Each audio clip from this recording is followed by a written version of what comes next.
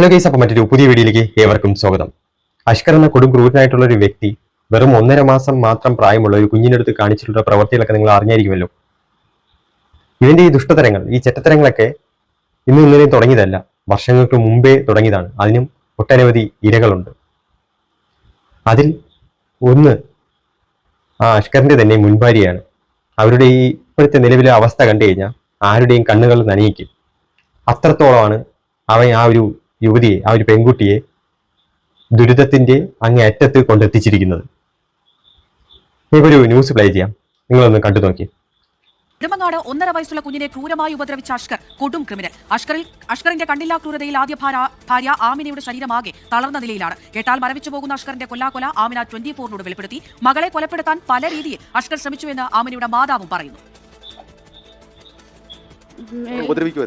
ഒന്ന് പേരും കൊണ്ട് തല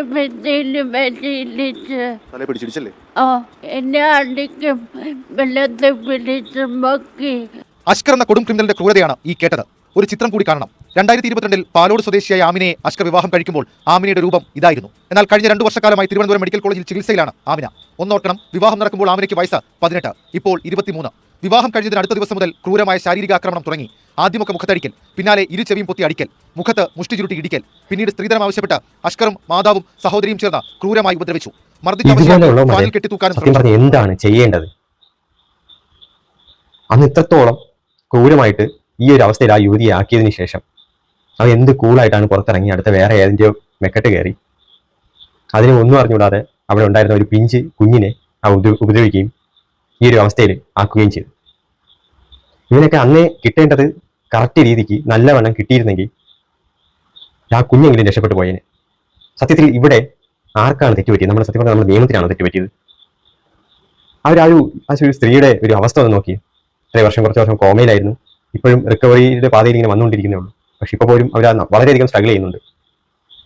എന്തൊരു അവസ്ഥയാണല്ലേ. എന്നിട്ട് അവന് വല്ല കൂസിലുണ്ടാവും. ഇവനെയൊക്കെ ഓൺ ദ സ്പോട്ടിൽ അങ്ങ് തൂക്കിലേറ്റി അങ്ങ് കൊല്ലണം. എന്തിനിങ്ങനെ ഇട്ടിരിക്കുന്നത്? ഇപ്പൊ ഇതൊക്കെ കഴിഞ്ഞിട്ട് വീണ്ടും ജയിലിലോട്ട് കൊണ്ടുപോവുകയാണ്. എന്തിന്? അവിടെ നിന്ന് മട്ടനും ചിക്കനും എല്ലാം കൊടുത്ത് എന്താ വീപ്പക്കുറ്റി പോലെ അടുത്ത വീർപ്പിച്ച് അടുത്ത വേറെ മറ്റൊരു സിനിമാ നടന്മാരെ പോലെ ആക്കിയെടുക്കാൻ അവിടെ ചെല്ലും ചെലവും കൊടുത്ത് ഇങ്ങനെ വളർത്താൻ വേണ്ടിയാണ് അവൻ അവിടെ വിടുന്നത്. കുറച്ച് കാലം കഴിയുമ്പോൾ അവിടെ നിന്ന് പൊടിയും തട്ടി വീണ്ടും ഇറങ്ങും. അടുത്ത ഈ ഒരു കുഞ്ഞോ അല്ലെങ്കിൽ വേറെ ആരൊക്കെയോ അവന്റെ ഇരകളാവാൻ വേണ്ടി ഇനിയും കാത്തിരിപ്പുണ്ട്, അവന്റെ ആ വലയിൽ പെടാൻ വേണ്ടി. ഇവനെയൊക്കെ തല്ലിക്കൊന്നു കളഞ്ഞു കഴിഞ്ഞാൽ ബാക്കി ഇനി ഇവന്റെ മൂലം പ്രശ്നം അനുഭവിക്കുന്നവരൊക്കെ രക്ഷപ്പെടും. ഇങ്ങനെയുള്ളവരൊക്കെ എന്തിനാണ് വെച്ചിരിക്കുന്നത്? ഒരു വല്ലാത്ത അവസ്ഥ തന്നെ കേട്ടോ. ഇനി ഈ ജയിലിൽ നിന്നും പോയി കഴിഞ്ഞ് ഇനി ഊരി വരാൻ പാടില്ല ഒരിക്കലും. ആ ഒരു യുവതിയെ, ഒരു മുൻഭാര്യ 18 വയസ്സുള്ളപ്പോഴാണ് ഇവർ കല്യാണം കഴിച്ചത്. അവരെ അനുഭവിച്ചു കൊണ്ടുപോയ ഒരു ട്രോമ, ആ ഒരു കഷ്ടപ്പാട്, അപ്പോഴൊക്കെ ഇവ എങ്ങനെ ഈ നിയമത്തിന്റെ മുമ്പിൽ നിന്നൊക്കെ ഇത്ര കൂസലില്ലാതെ ഇങ്ങനെ ഫ്രീ ആയിട്ട് അടുത്ത മറ്റൊരു വിവാഹം കഴിച്ച് അതിലുണ്ടായിരുന്ന ഒരു കുഞ്ഞിനെ ഉപദ്രവിക്കാനൊക്കെ എങ്ങനെ ഇത്രയും ഫ്രീ ആയിട്ട് അവൻ ഇങ്ങനെ നടക്കാൻ കഴിഞ്ഞു? ആർക്കും ഒന്നും ചെയ്യാൻ കഴിഞ്ഞില്ല. അവനെന്ത്, അവൻ ഇപ്പോൾ ആ ജയിലിൽ പോയിട്ട് പറഞ്ഞ വളരെ സമയത്തുള്ള ഒരു നടയടിയ വല്ലതൊക്കെ കിട്ടും. അല്ലാതെ പിന്നെ അവൻ അവിടെ സുഭിക്ഷമായിട്ട് അവിടെ നിൽക്കും. പണിയെടുക്കണ്ട, ആഹാരം കിട്ടും. ആ പണി കുറച്ചൊക്കെ ചെയ്യണം. നിയമങ്ങൾക്കൊന്നും ചെയ്യാൻ പറ്റാത്തൊരവസ്ഥ തന്നെയാണ് കേട്ടോ ഇത്. പോയപ്പം ഒന്നും അറിഞ്ഞുകൂടാത്ത ആ ഒരു പിഞ്ചു കുഞ്ഞിന് ആ ജീവനാണ് നഷ്ടപ്പെട്ടത്. കാലത്തിന്റെ സത്യം പറഞ്ഞാൽ കൂടുതലൊന്നും പറയാൻ തോന്നുന്നില്ല. ആ ഒരു യുവതിയുടെ കാര്യം ആലോചിക്കുമ്പോഴും അതേപോലെ ആ ഒരു കുട്ടിയുടെ കാര്യം ആലോചിക്കുമ്പോഴും ഒരു വല്ലാത്ത അവസ്ഥയാണ് കേട്ടോ അത്.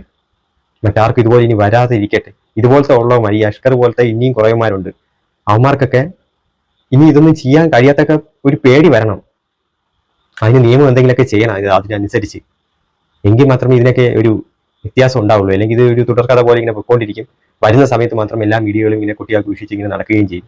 ക്യാമറയും വെച്ചുകൊണ്ട് അതിന്റെ മുമ്പിൽ കുറച്ച് ദിവസത്തെ ഒരു എന്താ പറയുക PR അങ്ങനെയായി. പിന്നെ കുറച്ച് ദിവസം കഴിയുമ്പോൾ ഇത് പതിയെ എല്ലാം മറക്കും. ഇവൻ പിന്നെ കുറച്ച് കഴിയുമ്പോൾ പരോളിൽ ഇറങ്ങി ഇവന്റെ ജീവിതം നയിക്കുകയും ചെയ്യും. ഇതിങ്ങനെ ഒരു സർക്കിൾ പോലെ ഇങ്ങനെ കറങ്ങി ഇങ്ങനെ പൊക്കോണ്ടേയിരിക്കും.